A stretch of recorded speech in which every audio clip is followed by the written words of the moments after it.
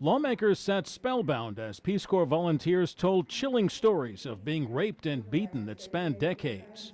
Carol Clark was sexually assaulted while serving in Nepal. For the next 15 hours, he raped and beat me. For a long time, I prayed to live, and after that, I prayed to die. Making things worse, the Peace Corps' medical officer turned a deaf ear.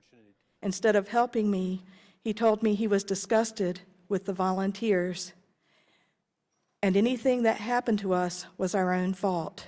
Karistan Conan was raped 20 years ago while serving in Niger. I'd say my experience with the Peace Corps was worse than the actual rape itself, because I trusted the Peace Corps and I believed that they were going to respond to me in a compassionate and supportive way, and they did not. And Kate Finn was stunned at the reaction she got after she was raped. Should I believe you or not? Should I feel sorry for you or not? At that point, I decided not to report my particular assault to the Peace Corps because I did not believe that my story would be treated with confidentiality and that I would be given support. Lois Puzzi says her daughter tried to alert Peace Corps officials to an assailant in the village where she'd volunteered, but that email was compromised. Kate was never alerted to the danger. Within a few days, she was murdered.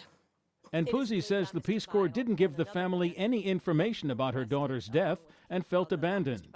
The head of the Peace Corps says changes are being made, but acknowledged to lawmakers that the agency performed poorly. The brave women who have come forward have shown us that the Peace Corps has not always been sufficiently responsive, compassionate, or sensitive to victims of crime and their families. These women hope that by coming forward and telling their stories, they can help push through legislation that requires some changes at the Peace Corps.